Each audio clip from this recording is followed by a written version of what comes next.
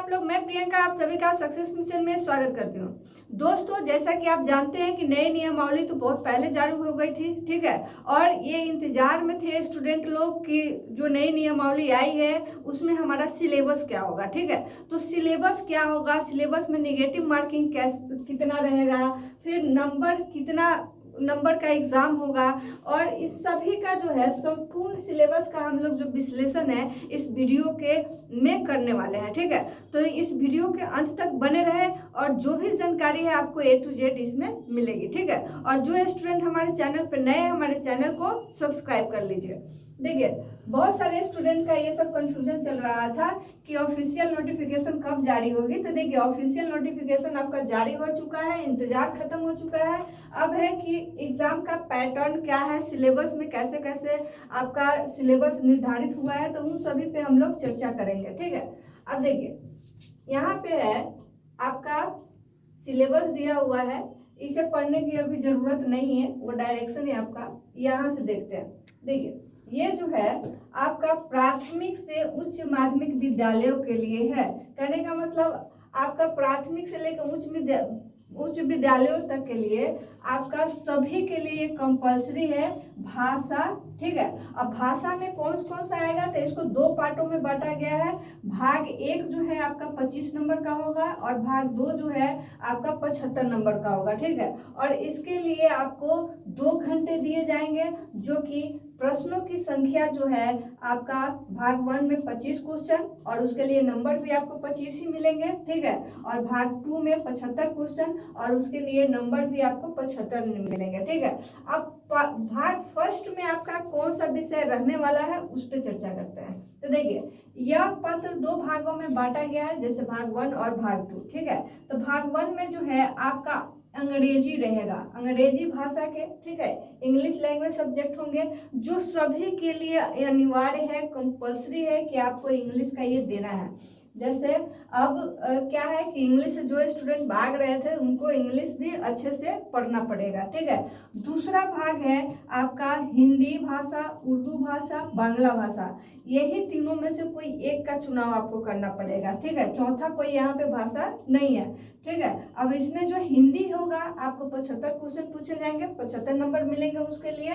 और अंग्रेजी भाषा जो होगा इसके लिए आपको 25 क्वेश्चन पूछे जाएंगे और पर क्वेश्चन जो है आपका 1 मार्क्स का है, ठीक है। तो ये दोनों मिलाकर आपका कितने नंबर हो जाते हैं, 100 क्वेश्चन हो जाते हैं, ठीक। और इस पत्र का अर्हता कम से कम 30% होगा, ठीक है। 30% करने का मतलब इस पेपर में आपको क्वालिफाइंग नेचर है, आपको 30% मार्क्स लाते हैं तो आप क्वालिफाई उसमें होंगे, ठीक है। चलिए, फिर उसके बाद है कि समान अध्ययन, ठीक है। प्राथमिक विद्यालय के अध्यापकों के लिए समान अध्ययन जो है आपका 150 का होने वाला है और 150 क्वेश्चन के लिए 150 नंबर भी मिलेंगे, मतलब पर क्वेश्चन आपका 1 मार्क्स का होगा, ठीक है। अब ये भी होगा आपका 2 घंटे के लिए, ठीक है। अब 2 घंटे के लिए है। अब इसमें क्या क्या पढ़ने होंगे आपको 150 में समान अध्ययन में, तो देखिए इसमें प्राथमिक गणित पढ़ने हैं, मतलब गणित आपका बहुत टफ लेवल का नहीं होगा, बहुत ही आसान लेवल का होगा। जो भी स्टूडेंट गणित से भागते हैं उनके लिए ये आसान रहेगा, ठीक है। मतलब गणित से डरने की जरूरत नहीं है। अगर इतनी दिक्कत होगी तो मेरे से गणित पढ़ लीजिए, कभी भी दिक्कत नहीं होगी, ठीक है। चलिए, मानसिक क्षमता परीक्षण होगा, मतलब रीजनिंग भी आपका पूछे जाएंगे। समान जागरूकता होगा, ठीक है। समान विज्ञान भी होगा, सामाजिक विज्ञान भी होगा। भारतीय राष्ट्रीय आंदोलन से भी आपका क्वेश्चन होगा, जितने भी आपका आंदोलन हुए हैं उन सभी से। उसके बाद भूगोल है, ज्योग्राफी और पर्यावरण EVS, ठीक है। देखिए, पहले भी हम लोगों ने अनुमानित इसका सिलेबस बताया था, ठीक है। तो अनुमानित सिलेबस में भी हमने इस सारी चीज़ों का चर्चा किया था, लेकिन उसमें था कि एक जैसे टीचर का आप एग्जाम दे रहे हैं तो CDP वगैरह पूछेगा, ये हम लोगों का अनुमान था। लेकिन यहाँ पर CDP की चर्चा नहीं है, मतलब आपके लिए वो भी एक आरामदेह आपके लिए है, ठीक है।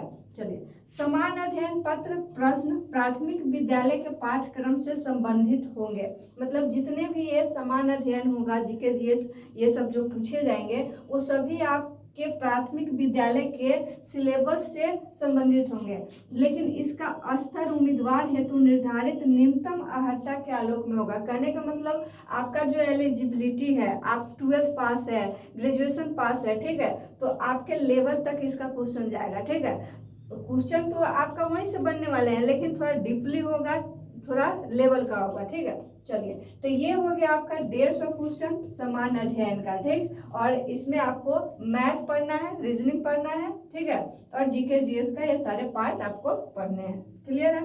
चलिए, अगला है आपका विषय एवं सामान्य अध्ययन माध्यमिक विद्यालय के अध्यापक के लिए। ठीक है, तो ये प्राथमिक विद्यालय के अध्यापक के लिए था। अब माध्यमिक विद्यालय के अध्यापक के लिए क्या है, तो विषय एवं सामान्य अध्ययन। अब देखिए इसमें क्या है, ये भी आपका 150 क्वेश्चन होगा और 150 मार्क्स का होगा। ठीक, इसको 2 पार्टों में बांटा गया।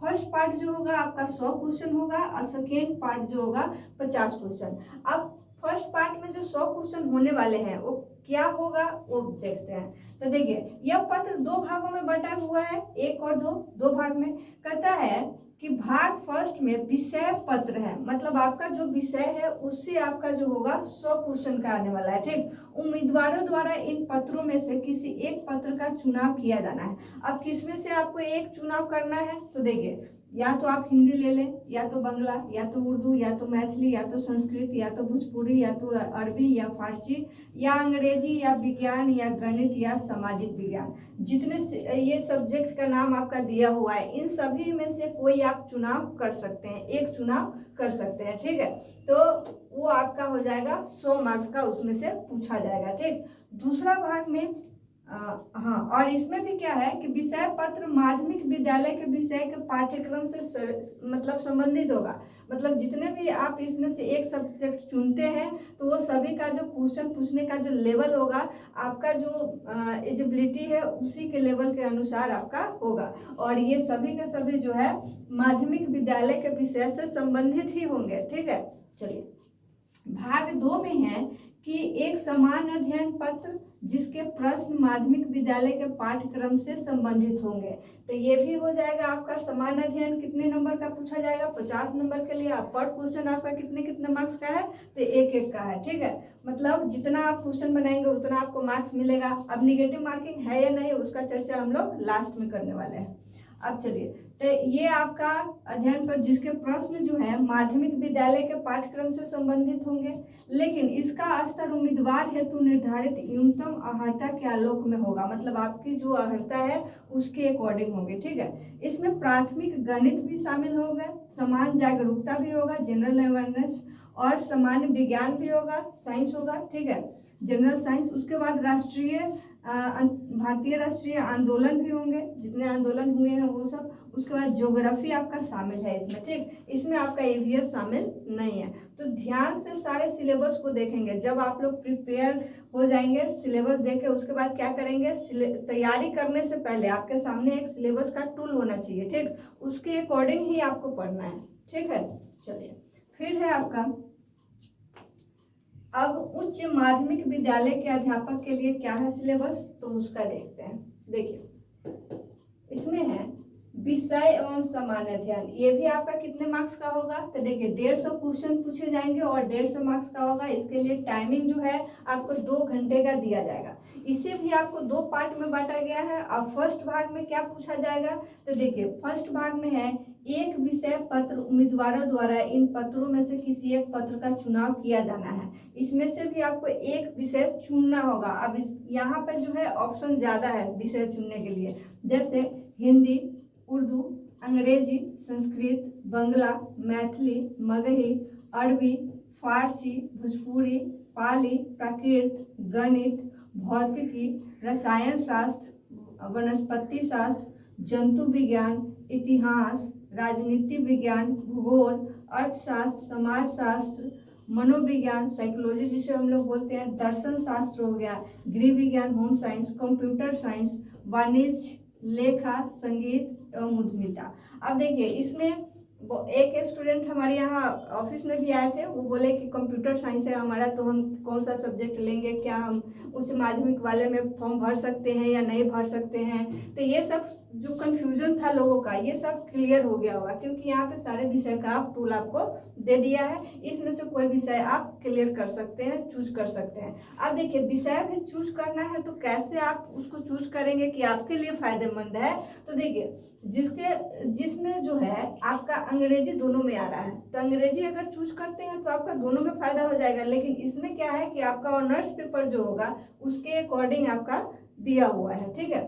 तो आपका ये इतने सारे विषय है, इसमें से कोई एक विषय आप चूज करेंगे और वो जो होगा आपको 100 क्वेश्चन पूछे जाएंगे उसमें फर्स्ट भाग में, और 100 क्वेश्चन के लिए 100 नंबर आपके दिए जाएंगे, ठीक है।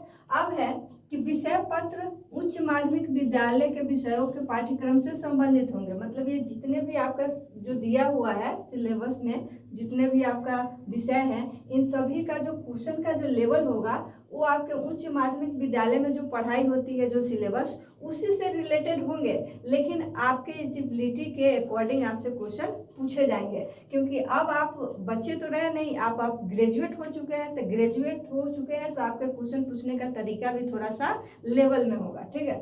चलिए, भाग 2 में है कि एक समान अध्ययन पत्र होगा जिसके प्रश्न उच्च माध्यमिक विद्यालय के पाठ्यक्रम से संबंधित होंगे। फिर से वही बात है कि उच्च माध्यमिक विद्यालय का जो सिलेबस है उसी के अकॉर्डिंग होगा, लेकिन इसका स्तर उम्मीदवार हेतु न्यूनतम अर्हता के आलोक में होगा। इसमें प्राथमिक गणित होगा, मतलब आपको प्राथमिक गणित जानने हैं, ज़्यादा टफ गणित इसमें पूछे नहीं जाएंगे।